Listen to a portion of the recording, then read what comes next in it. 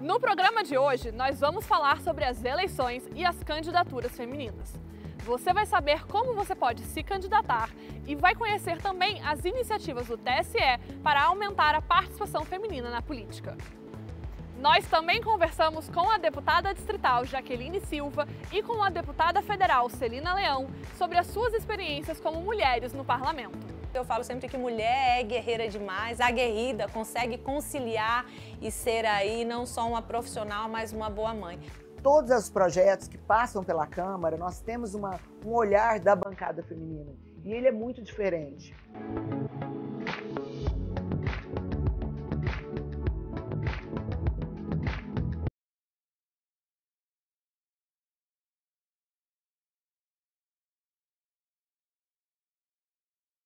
Ser eleita é o sonho de muitas mulheres no nosso país. A atuação como parlamentares é uma chance de fazer a diferença na nossa sociedade.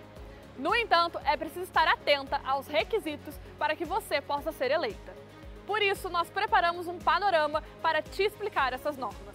Para que você possa ser eleita, existem alguns requisitos que você precisa cumprir, tais como ter nacionalidade brasileira ou ser naturalizada, estar em pleno exercício dos direitos políticos, estar alistada na Justiça Eleitoral, ter domicílio eleitoral na circunscrição há pelo menos um ano antes do pleito e ser filiada a um partido político também há pelo menos um ano antes da eleição. Além desses critérios, a candidata também deve atender à idade mínima exigida pela Constituição Federal de 1988 para cada tipo de cargo. 18 anos para vereadora, 21 anos para deputada federal, deputada estadual, prefeita e vice-prefeita, 30 anos para governadora e vice-governadora, 35 anos para concorrer a presidente, vice-presidente e senadora. A idade mínima é verificada na data da posse. É importante destacar também que os critérios aqui apresentados são os mesmos, tanto para homens quanto para mulheres. Para entender os requisitos para a candidatura, nós conversamos com a professora de Direito Eleitoral, Sabrina Durigon. Os requisitos para a candidatura hoje no Brasil estão previstos na Constituição Federal. O primeiro deles, importantíssimo, é a nacionalidade brasileira. Esse é um pressuposto de que o candidato ou a candidata vai defender os interesses da nação. O segundo requisito é de que o candidato seja filiado a um partido político. Então, no Brasil, é vedada a candidatura avulsa, que não seja vinculada a um partido político. É preciso que o candidato esteja em dia com o exercício dos direitos políticos, que inclui ser maior de 18 anos, estar em dia com as obrigações militares se for homem e ser eleitor. Outro requisito importante é a filiação ao partido político, o alistamento junto à Justiça Eleitoral, e é fundamental que essa candidatura seja feita na circunscrição do domicílio do candidato. Esse é um pressuposto para que aqueles laços políticos e sociais que aquela pessoa estabeleceu ao longo da vida sejam representados ali dentro do domicílio eleitoral. E é importante também preencher o requisito da idade mínima para cada cargo. Segundo a especialista, as candidatas também devem estar atentas à documentação necessária para participar da eleição. Para a candidatura, então, é importante que alguns documentos estejam prontos ali à mão. Quem define isso é a lei eleitoral. Então, é importante a cópia da convenção partidária que definiu o candidato, autorização desse filiado para que a sua candidatura seja levada adiante, prova da filiação partidária, cópia do título de eleitor, cópia da quitação eleitoral, a declaração de bens desse candidato e, em caso de candidatura para algum cargo eletivo do Poder Executivo, também a cópia das propostas desse candidato. Conhecer o processo eleitoral e estar atenta aos prazos são desafios para as mulheres que desejam ser eleitas. Por isso, o projeto Me Farei Ouvir criou o Manual da Mulher Candidata, com orientações para mulheres que desejam se candidatar. A gente queria fazer um manual que desse autonomia para as mulheres, para que elas não ficassem tão dependentes do partido. Porque tem um dado muito relevante das eleições de 2018, que a maioria das candidaturas indeferidas no TSE de mulheres era por falta de documentação. E aí a gente entendeu que nem o básico, que é você conseguir ajudar a mulher a listar quais os documentos que ela precisa para inscrever a candidatura dela, nem isso o partido estava dando apoio.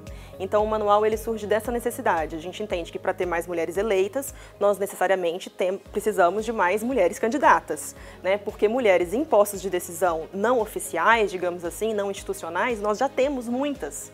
E o conhecimento das mulheres nesses lugares, principalmente quando a gente pensa em mulheres negras, mulheres de comunidades, elas trazem um conhecimento ancestral de organização política que precisa estar representado nos espaços institucionais. O que elas precisavam, portanto, eram as ferramentas para entender a estrutura disso tudo. O Manual da Mulher Candidata tem facilitado o desenvolvimento das candidaturas femininas e incentivado a participação da mulher na política.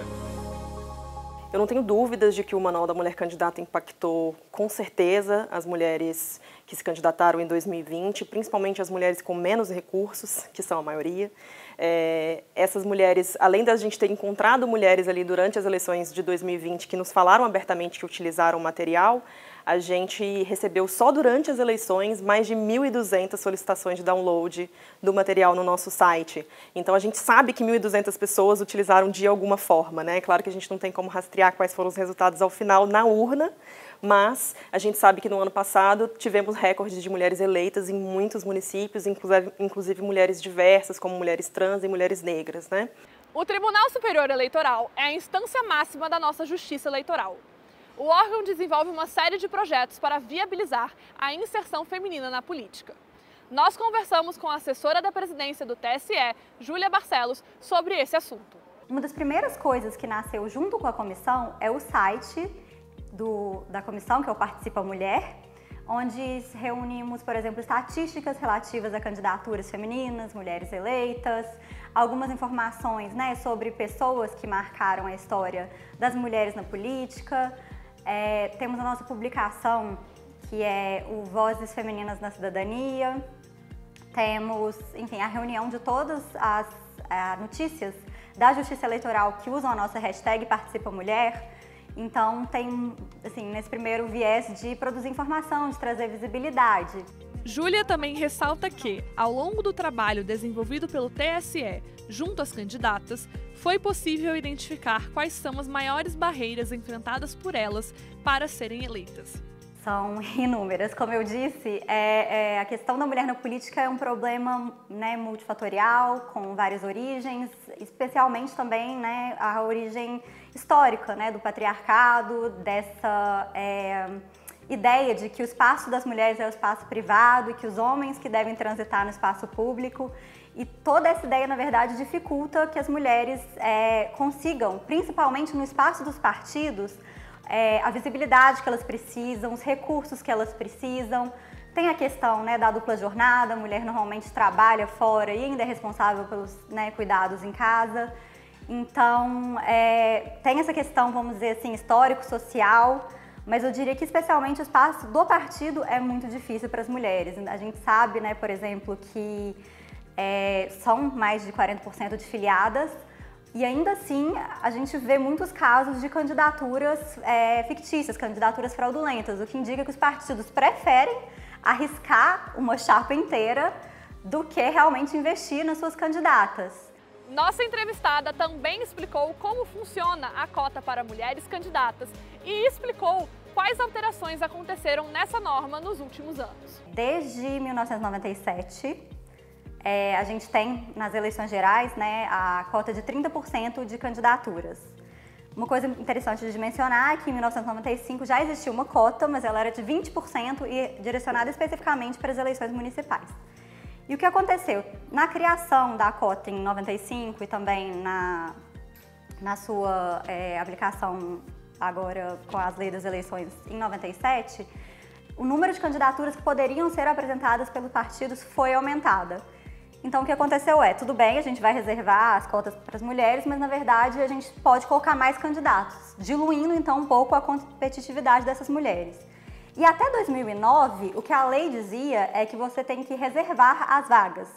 E a interpretação que foi dada é no sentido de que você poderia deixar as vagas lá, desde que você não preenchesse elas com candidatos homens. Elas não precisariam necessariamente ser preenchidas com candidatas mulheres. de modo que ainda assim não chegou nem perto de 30% de candidatas mulheres. Já depois de 2009, com uma mini reforma eleitoral, a expressão passou a ser preencherá. Então, foi necessário que realmente as 30% das vagas apresentadas no registro de candidatura fossem preenchidas por candidatas mulheres. Ainda assim, o número ficou por volta de, se não me engano, 22% das candidaturas de mulheres. Só em 2014 que se chegou realmente nos 30%, e em 2020, se não me engano, a gente ficou em cerca de 33% das candidatas mulheres. O tribunal também desenvolveu uma campanha para reduzir a violência de gênero na política. Você sabe identificar a violência contra a mulher na política? O projeto foi estrelado pela atriz Camila Pitanga, que não cobrou cachê para a participação na campanha, e foi veiculado em todo o território nacional. O Brasil precisa.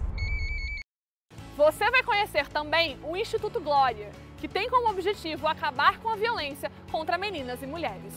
Nós conversamos com Cristina Castro, CEO do Instituto, sobre a importância das mulheres no processo de desenvolvimento das leis. Eu costumo dizer que no Brasil a gente tem em torno de 180 mil leis, se não me engano, e aonde apenas dezenas dessas leis são focadas em mulheres. E nós, mulheres, pouco sabemos dessas leis. Nós sabemos muito pouco quais são os nossos direitos. Mas por que nós temos poucas leis? Porque nós temos pouca representatividade. Muitas vezes o homem tem a absurda boa vontade ou quer realmente mudar e melhorar esse contexto, mas ele simplesmente não sabe, porque não é o que ele sofre na pele. Além das iniciativas do Instituto, a presença de mais mulheres no cenário político é um dos fatores que ajuda a reduzir a violência de gênero nesse tipo de ambiente. Ter mais mulheres ocupando espaços onde não tem mulheres. Tudo isso diminui a violência. Ter mais mulheres trabalhando, ter mais mulheres em escolas, ter mais mulheres na academia, ter mais mulheres na política é fundamental. Por muito tempo nós não tivemos voz. Por muito tempo nós não conseguimos dizer quem nós éramos e quais eram as necessidades que nós tínhamos.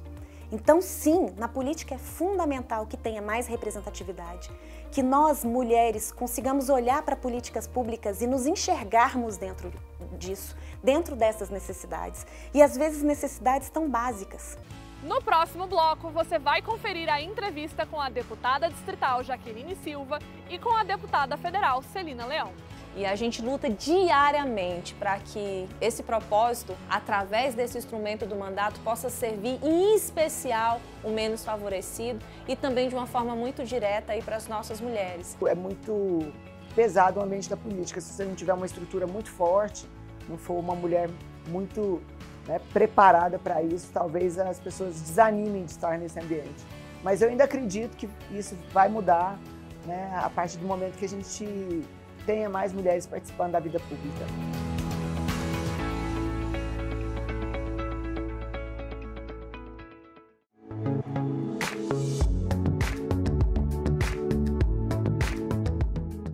Confira agora a nossa conversa com a deputada distrital Jaqueline Silva e com a deputada federal Celina Leão. Por que a senhora decidiu entrar na política?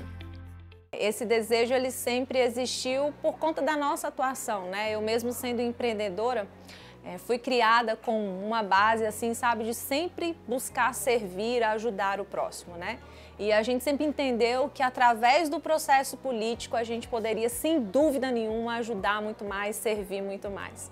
E por essa nossa atuação como líder comunitária, como empreendedora, como uma mulher que sempre esteve à frente aí buscando encorajar e animar outras mulheres, a gente aceitou o desafio aí logo em 2006 de disputar a nossa primeira eleição. Eu vim de uma família que gostava de política, minha mãe trabalhava com essa pauta de cuidar de mulheres vítimas de violência, então eu vivi isso muito dentro da minha casa. Minha mãe foi secretária de Estado da Condição Feminina do Estado de Goiás, a primeira secretaria de políticas públicas voltada às mulheres. Então eu aprendi muito com a minha mãe, na minha família, mas não tinha ninguém que tinha mandato, que tinha carreira política. Eu fui a primeira que me aventurei para ter um mandato e fui secretária de Estado aqui do governo Joaquim Roriz em 2005 para 2006 e tive a oportunidade também de ser chefe de gabinete na Câmara Legislativa Depois tive a oportunidade de disputar o meu primeiro mandato e fui vencedora no primeiro. Disputei o segundo também, nós ganhamos, né, a segunda eleição. Tive a oportunidade também de ser presidente da Câmara Legislativa. E aí tive meu terceiro mandato agora, que eu estou nele como deputada federal e tendo a honra de ser eleita para presidir a bancada feminina na Câmara Federal. Nós temos 79 mulheres e acho que esse é um dos grandes desafios da minha carreira política, coordenar uma bancada que tem divergências políticas, divergências ideológicas, mas que tem o mesmo foco. Eu sempre brinco que o nosso partido na coordenação da bancada feminina é o Partido das Mulheres.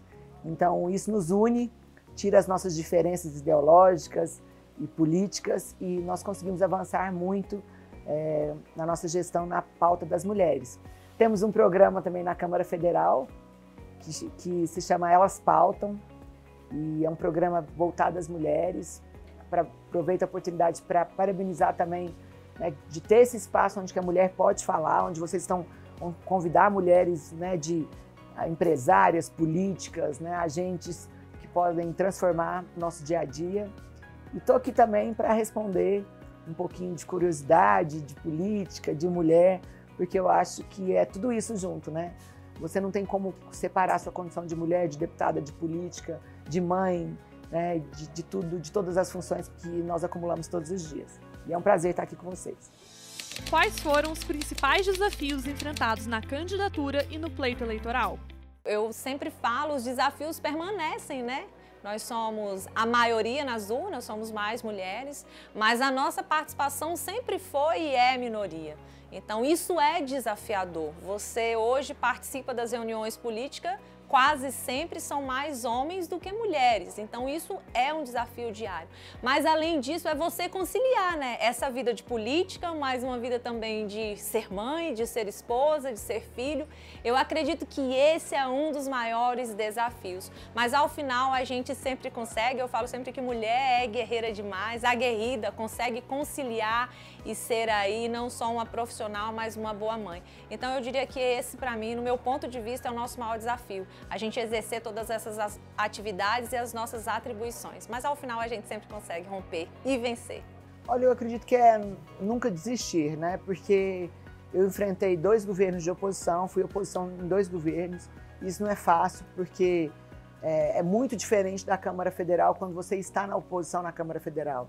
Quando é um estado, né, um pouco mais pequeno, como é o Distrito Federal, e onde você tem muito peso na Câmara Distrital, eu tive muita perseguição, fui muito perseguida nos meus 2 mandatos. Então é uma lei da sobrevivência mesmo, né? E você é perseguida de todas as formas, politicamente, administrativamente, de todas as formas assim.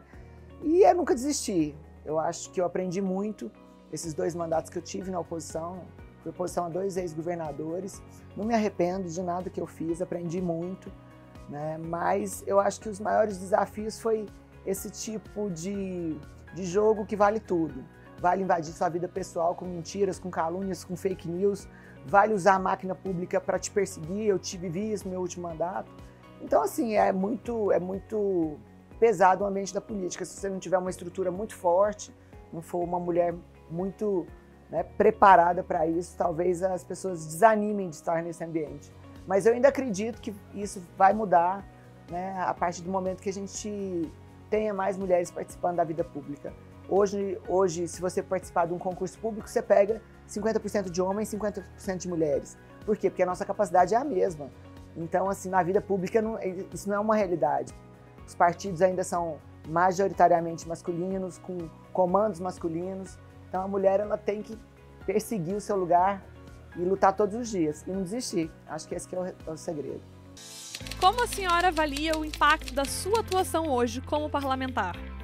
Eu falo sempre a respeito disso, né? A gente luta muito por mais leis, por empoderamento, e a gente precisa entender que é dentro do parlamento que a gente consegue trazer aí todas essas melhorias para o nosso dia a dia. Afinal de contas, é no parlamento que a gente aprova leis que vai mudar o nosso dia a dia.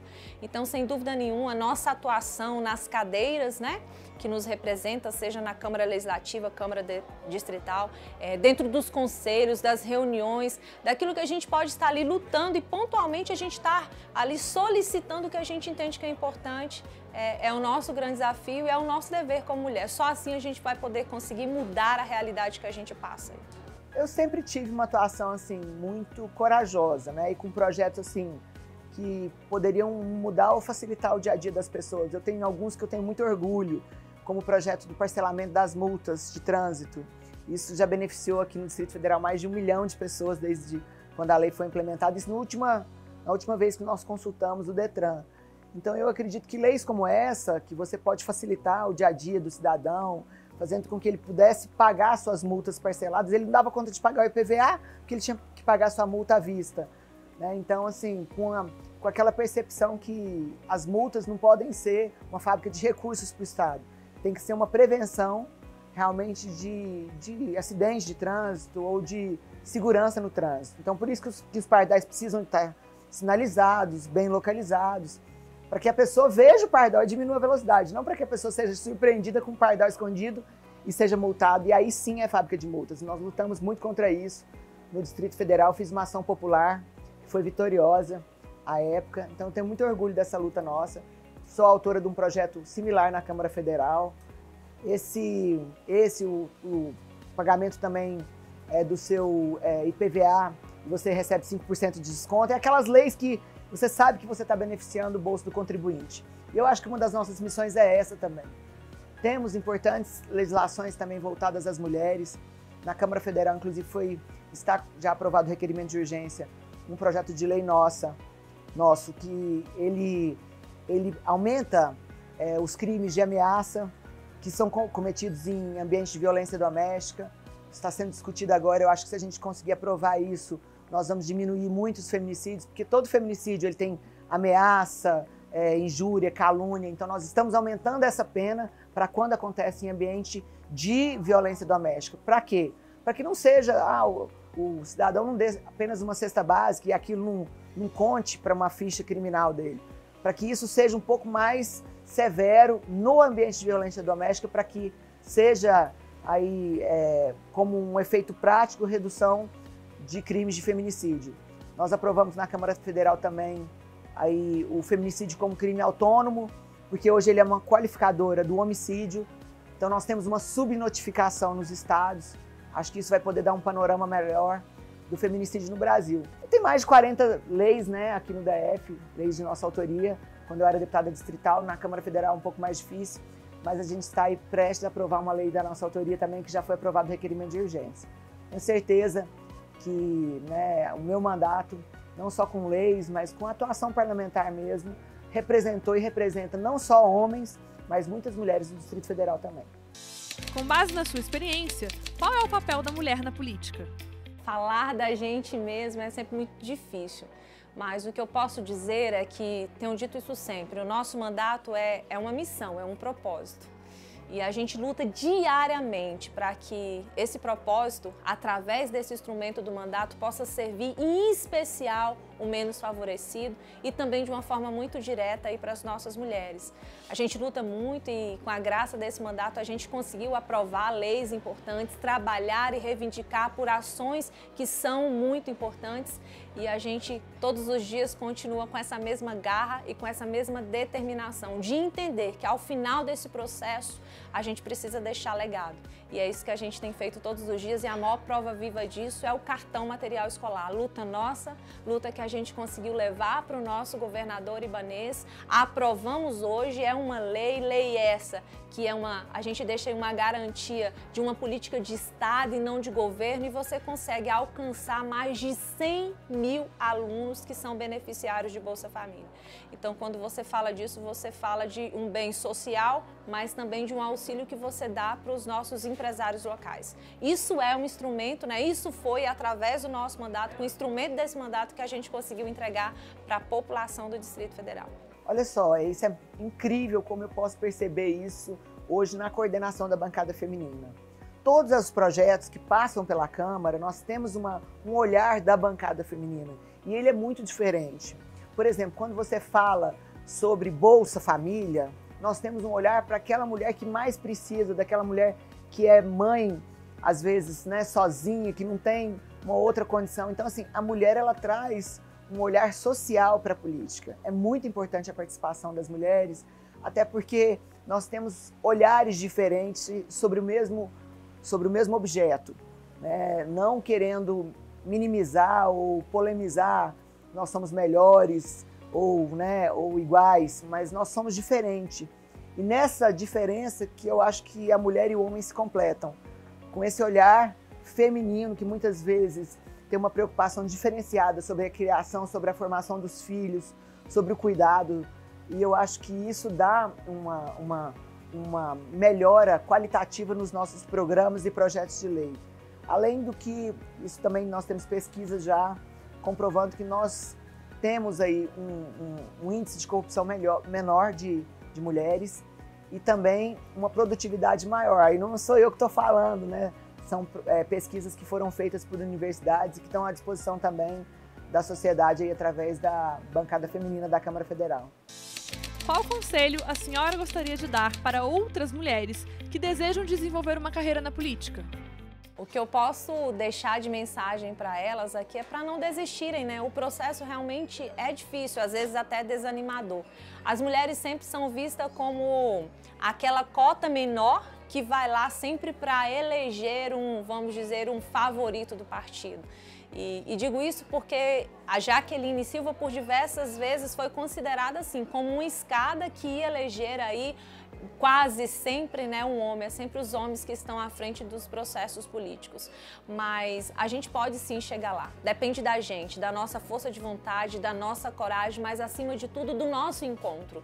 Realmente é algo que eu tenho no meu coração, é isso mesmo que eu quero para a minha vida e eu posso assegurar a vocês, é muito importante a nossa participação. Nós acabamos de falar aqui de um exemplo muito grande. A gente como mulher, estando no parlamento e tomando aí as decisões corretas, a gente sem dúvida nenhuma vai ter um Distrito Federal muito melhor de se viver. Então eu queria aproveitar a oportunidade para convidar todas as mulheres. Daqui a pouco começa-se um processo eleitoral de novo e eu peço para que elas tenham ânimo e coragem de conseguir conciliar toda a jornada que não é fácil, mas com essa vontade no coração dessa participação que sem dúvida nenhuma é fundamental e a gente pode sim chegar lá.